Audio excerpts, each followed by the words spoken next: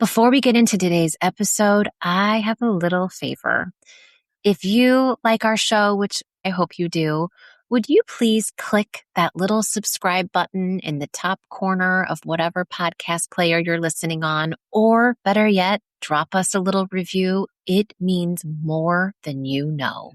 Okay, let's get into the show. I know that this sounds odd because we've all been taught to be the bigger person, but there is a difference between being kind and giving away all your leverage. So, when is nice going to screw up your legal strategy? You're going to find out on this episode of How Not to Suck at Divorce. If you're going through a divorce or you're thinking about getting a divorce, then this is the podcast for you. We give you the unpopular opinions no one else is talking about that will save you thousands of dollars on your divorce. Hosted by Morgan Stogsdill, the head of family law at the largest family law firm in the country, and comedian Andrea. We're going to hold your hand. We're going to help your heart, and you will avoid the biggest divorce mistakes. This is How Not to Suck at Divorce. Well, after my divorce was finalized, I sold my engagement ring to a jeweler, and I was stunned that I received a fraction of what the ring initially cost. If I could do it all over again, which is the theme to this podcast, I would have sold it through Worthy. Worthy is the smart way to sell your jewelry. Using Worthy looks like this. You send them the jewelry. They pay for shipping and insurance. They will clean, photograph, and grade the quality of the piece. Worthy works to get you the highest price possible by pitting buyers against each other because they make more money if you make more money. So you've got a partner in selling your jewelry. It's a risk-free process, and I think you should learn more about it. Get started today by heading to worthy.com/divorcepod and lock in an extra $100 when your piece sells for more than $1,500. That's worthy.com/divorcepod. Well, I have something nice to share today. Are you ready for it? I would love something nice today. Okay. We just now, incoming, got a post in our private community. And it says, okay, friends, today is the big day. It's mediation day, which is the first step where I am located. Thank you, Andrea and Morgan, and this community for helping me prepare so well to kick off the negotiations today.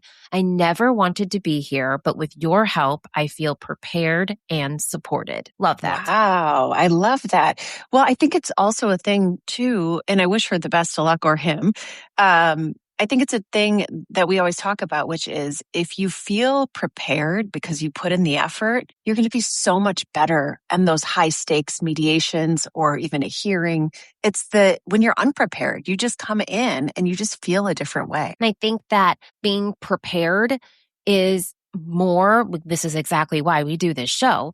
Being prepared does not just mean that you're cramming information down your throat like you're studying for a test. Being prepared also incorporates the mental and emotional support because you need to be prepared for whatever might come your way. So that is so lovely and wonderful. And I wish all the best to whoever this person is. You know, most of the people in our private community use these anonymous handles, because that's just what people do now. So this person's name was like Wandering Giraffe 3000. So it's not clear whether it's a actual giraffe or a man or woman. But listen, Wandering Giraffe 3000, all the best. You go and you do the very best that you can do and keep us posted. We want to know more. Well, let's talk about the people out there who are too nice. So weird because we talk all the time about how don't be a dick, don't be a bitch, but there's a fine line, huh? Yeah, there is. There's a fine line, I think, between being kind and then giving everything away because you're too nice. And I actually kind of see this happening a lot in cases. And there's, two different things. I think that you can be a kind, nice person. You can even defer to your spouse because maybe something really sets them off and you don't want to go down that path. But the fine line is really crossed when you're effectively handing over things that you shouldn't hand over or that might hurt you in the future, or giving away something just because it's easier to give it away than to fight the pain or the stress that is required to continue going down that road, even though you're entitled to it. And a lot of times I think that people kind of give up too early because they don't see the long game. They don't see the big picture. All they know in the divorce at that point is it really hurts. It's not pleasant. And I want it to stop. Do you typically know when a client is being too nice? Yes. Like, what are the tells? So a lot of times what happens is the client is just a nice, kind client to begin with, which is awesome. It's great for an attorney. And a lot of times nice, kind clients are very intelligent clients, and maybe they don't give themselves the benefit of the doubt, and they're just an even-keeled kind of person. What the tells are is that a lot of times when we talk strategy on the phone or have a meeting with them, they're completely following it. They understand, they're on board. But then when you get done with it, whether it's a day later or a week later, they're double thinking the strategy. And usually it's because they're worried about how the other side is either going to perceive it, or it's that the other side is applying pressure because they know that person is the nice, kind one in the relationship and they're easier to cave. I think there's also a fine line between being nice and then being a pushover. And I think that that's where we think we're just being nice, but really we're opening ourselves up to be manipulated. And it's really hard to see the difference between not being an aggressive animal and having a backbone and holding your line. I think that it's almost like an impossible setup, because this is a person you were not thinking about a power struggle with, you know?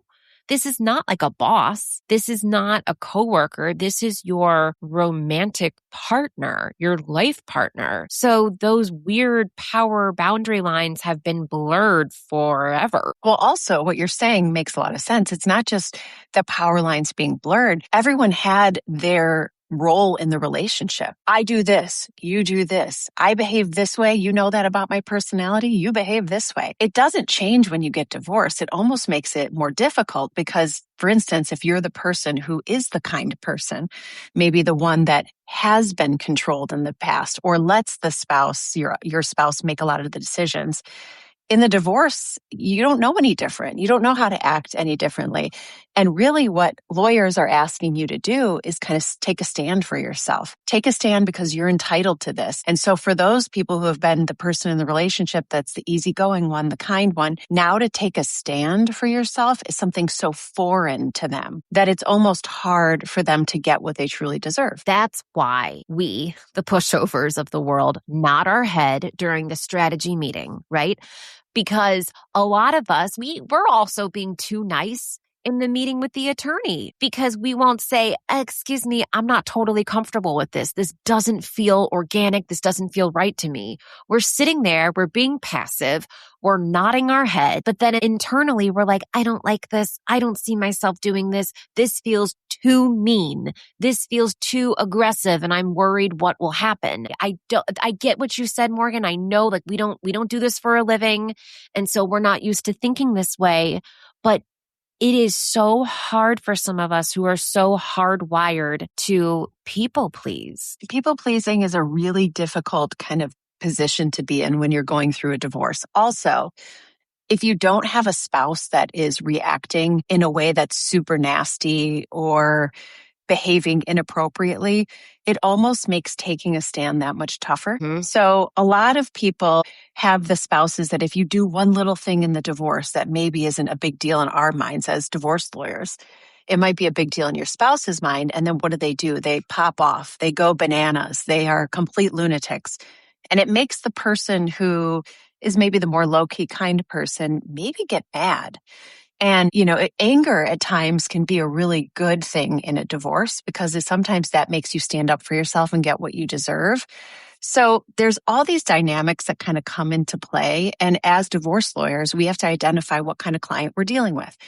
And I even have clients, that I've had throughout the years that like you said, Andrea, they go through the meeting, they're on board with the strategy, they don't really push back. And then a day or two later, they're like, whoa, I don't want to do that. I call them back and I say, hey, did your spouse get to you? What's changed? Where are we at here? And a lot of times we find a happy medium there, but you have to have a lawyer that's knowing what kind of person you are and calling you out nicely to figure out truly where you want to end up. And then ultimately, I've had these types of clients that if the divorce process is long enough, and unfortunately, divorce process in general can be a long time, they do at times stand up for themselves. They say that they're okay with one thing and then they sleep on it for a while. And maybe it's a few nights, maybe it's a week. And they come back and they say, you know what? I know that this is what I said I was okay with, but I just don't think I can live with this. And then we have to pivot the strategy. Let's just say, for the sake of this episode, that we're pivoting because we're giving in. We're pivoting because we're allowing ourselves to be, quote unquote, too nice. And we're not standing up for what we really want and need. What are the dangers, Morgan? Talk to me about what happens when we do this. I mean, I think we all know the obvious, right? Like, you don't get what you want, but tell me about more of the nuanced things that can go on. So a lot of times when people are giving in constantly, they're not thinking, like I said, long term. So they're agreeing to things that might short term be placating the other side because they want to be nice or they want to be perceived as amicable or reasonable. But what they're not seeing is long term, that decision could really hurt them. For instance, let's just talk about a business. Let's say that husband and wife have a business. Let's say I represent Chad. We always talk about Chad and Brenda. It's Chad and Brenda. And Brenda is the spouse. Chad is saying to us, hey, we have this business. Brenda's really running this business. And I'm saying to Chad, okay, we should value the business and have some kind of a buyout of this business. And Chad's saying, well, I don't really want to do that. That's going to hurt Brenda's feelings. I don't want to do that. We can push this off. Brenda will sell the business a few years from now. I just want to get it done with because this will really upset Brenda. What Chad's not thinking about is so many things are out of the divorce lawyer's control and you can only paper a contract so much.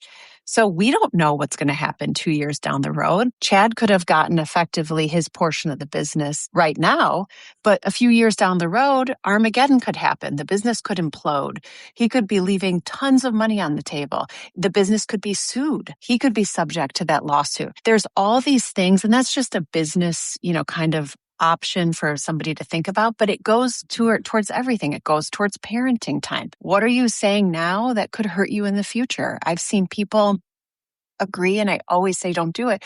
Hey, you know what? Because Johnny is only 11 years old right now, it makes more sense that I, Brenda, have Johnny during the week because I want to make sure Johnny's doing great in school. So rather than do a different schedule or a 50-50 schedule that breaks up the time equally, what I'd rather do is, Chad, you take Johnny on the weekends because that meets my need of making sure Johnny's ready for school. I'm the better parent for that. I can get the homework done, all the stuff. And I say to her or to him, I say, whoa, whoa, whoa. Yeah, it might work now, but down in the future, it's not going to be okay. That's going to be your special time with your child to do things, to go places. That's going to be when you see who they're hanging out with, their friends, their activities. It's not a good idea. It's working right now, but it won't work in the future. And unfortunately, Andrea, when you make these decisions because you're trying to be kind and you're not thinking long term, that long term does come at some point. And that's when it's really hard to change things. It comes sooner than you think it will. It really does. So we've got an acronym for you because if there's one thing that I have learned about Morgan in all of these years is that the woman loves an acronym. If there's ever an episode, really it? That's it. Andrea, okay. Andrea, write me an acronym. And so I did. Andrea, come up with another educational way that everybody can remember what we're teaching them. So I did. We've got an acronym, and I'm going to let Morgan explain to all of you what today's lesson is. I was going to say that what you've learned about me is my A-type personality likes action steps, but you went so into the acronym. So let's go with it. Okay. Bottom line. We want you to think before you speak or text. That's the ticket here. That's the acronym. Because guess what? This acronym will help you remember what we want you to do. So the acronym is literally think. Think about what What does it stand for? The T.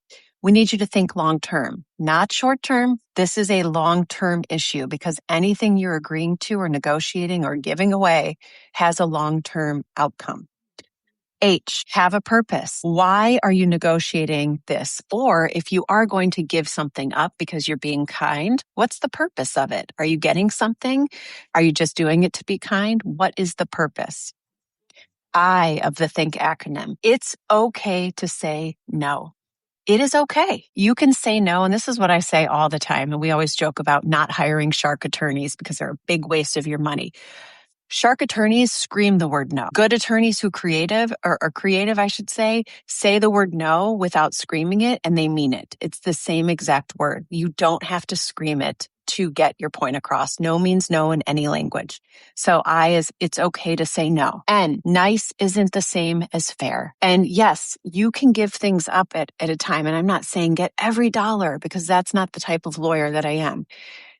But what I'm saying is that you need to know what the baseline is of what you're entitled to before you give something up. So nice isn't the same as fair. And K, keep your leverage. Again, this is a chess game. I hate to call it that, but it is. If you give something up now, what does that mean for you in the overall scheme of leveraging, trying to get to where you really want to be in this divorce?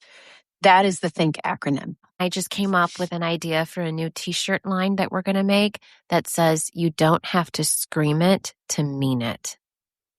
Yes, because sometimes when you say no and it's not screaming it, it's not agitated, it almost has more effect in my mind than screaming it. It's more of a gravitas that comes out and it's like, whoa, that person is serious. They don't need to scream it. They don't need to defend their position. They just said no. Because when you are screaming, people aren't really even hearing you. They're just hearing the anger.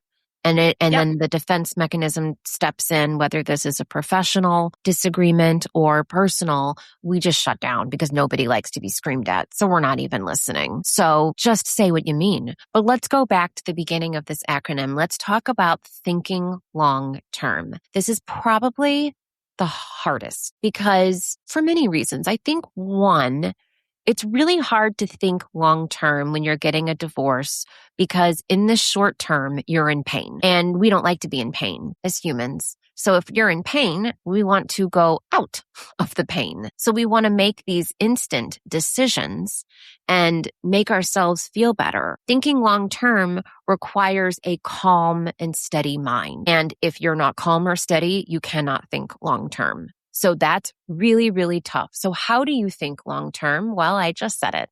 You've got to get to a place where you are calm. So whether that means you're not going to have a conversation, you're not going to respond to their text, you're not going to have a face-to-face conversation with them until you are in a space where you have done the rest of the acronym. So it's almost a little bit backwards here. Until you know what your purpose is, don't have the conversation, which is the H of our acronym. So unless you have all of your ducks in a row, then you and Chad should not be in a back and forth conversation about the business or the parenting time. And I just want to make one thing clear. If you are generally the kind, reasonable one in the relationship, you are going to be the one that is continually pressured by your ex or soon to be ex, because that's just how it's always been. It's so human you nature. Need to know. It is. It's human nature. And it's not a bad thing. It's just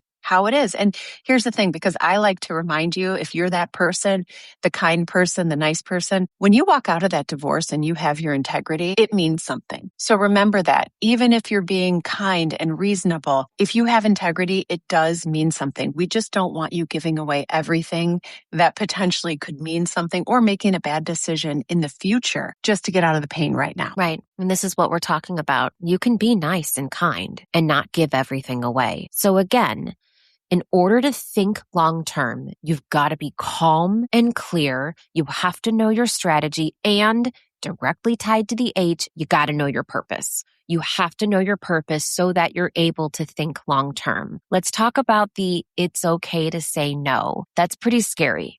for people who are people pleasers. It kind of makes you want to like, not like throw up, but it makes your tummy like drop a little bit, right? Yeah. What I want to say to that is it doesn't always have to be you saying no either. It can come nicely from your attorney. That has just as much effect as you saying no.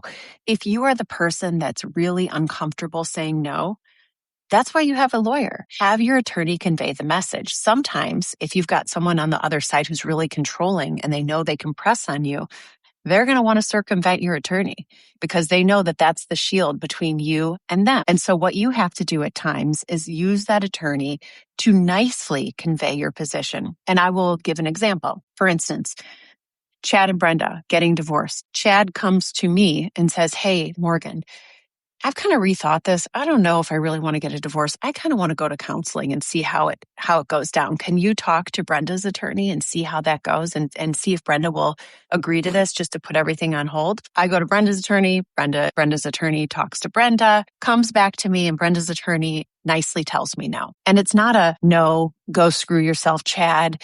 Brenda hates Chad. It's, hey, you know what? At this time, it's just not something that Brenda wants to work on.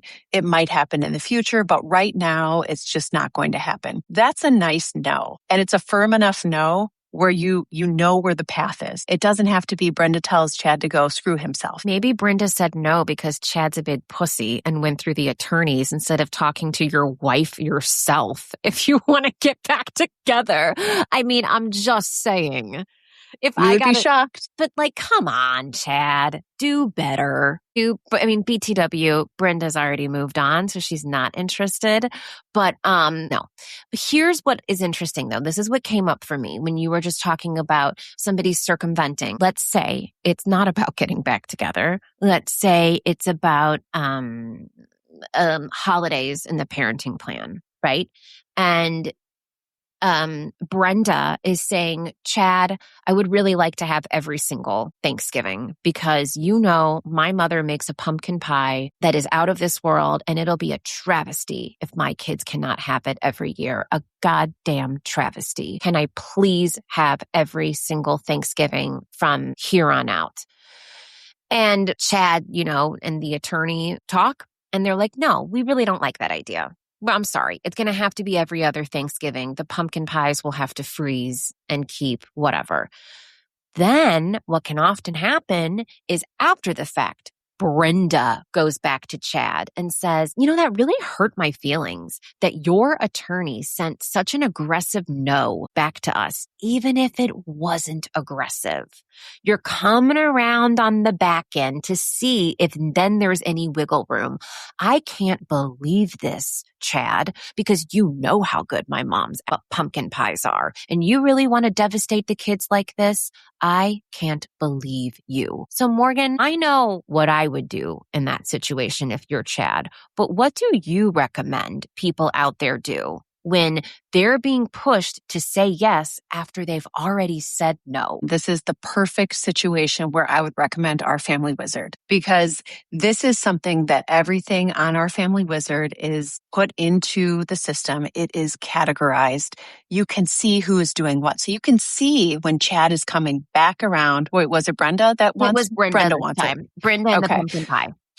Brenda wants that pumpkin pie so badly. So you can see her pressuring Chad on the email string through Our Family Wizard. So when we have this kind of control and manipulation and these issues going on, then that's when I'm saying, hey, get on Our Family Wizard, because it's going to be less manipulative if they know that they're being monitored. And know this, Brenda and Chad, this is not a new thing. This, Andrea, I'm glad you brought it up because it happens all the time. I don't like what's coming from your lawyer, so I'm going to go straight to you. I don't like that you're paying out bills to your lawyer. I'm going to come straight to you. And I just thought of something else, literally as you were saying that, as soon as you mentioned Our Family Wizard, because when you first said it, I was like, okay, slow down there, kitty cat. I don't think it's that serious.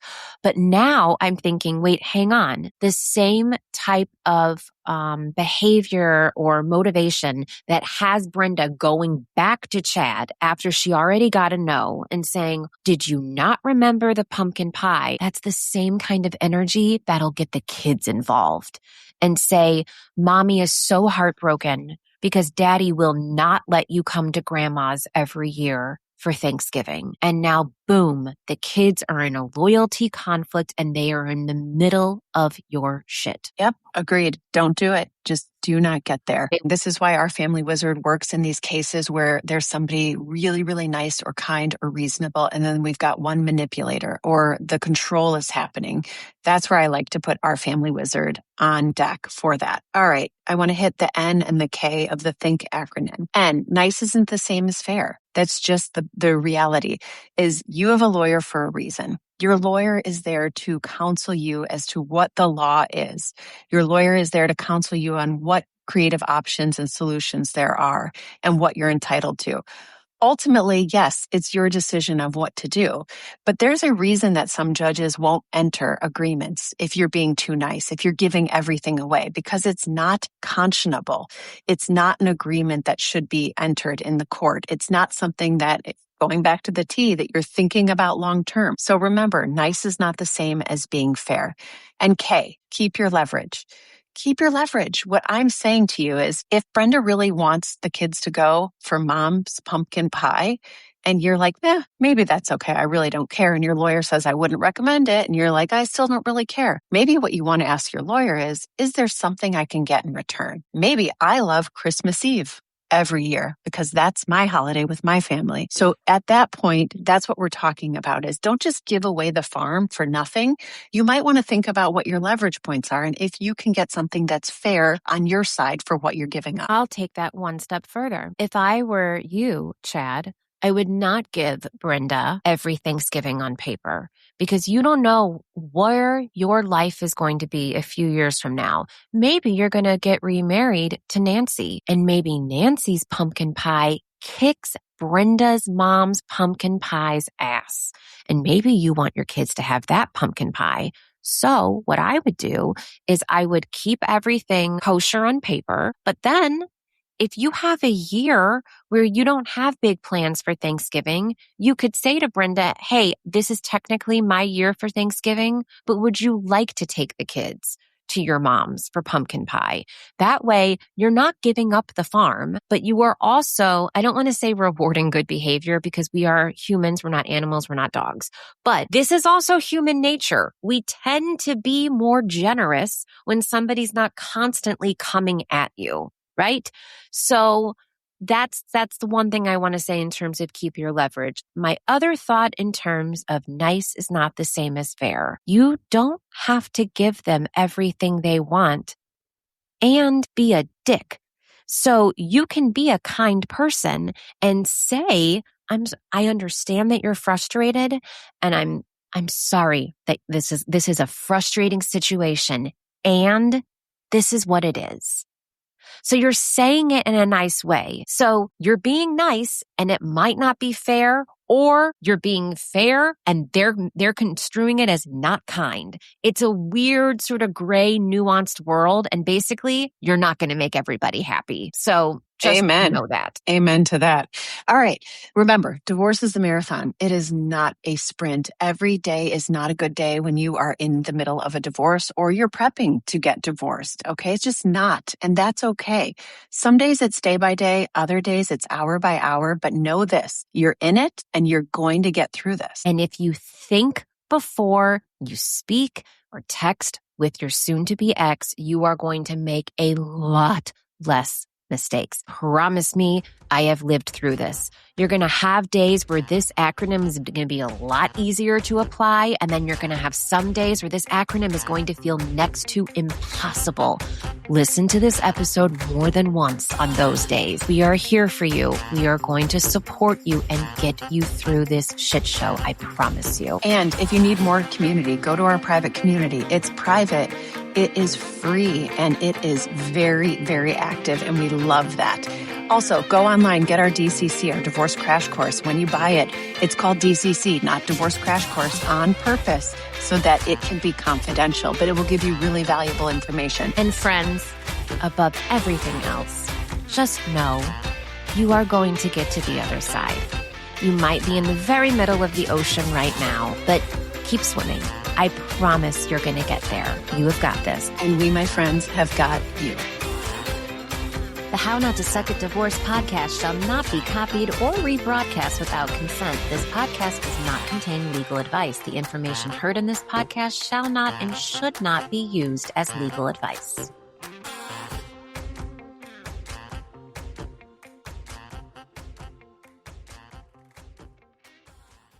Part of the reason why your divorce is getting so expensive is because you're making mistakes. And that is exactly why Morgan and I took time to create the new and improved Divorce Crash Course.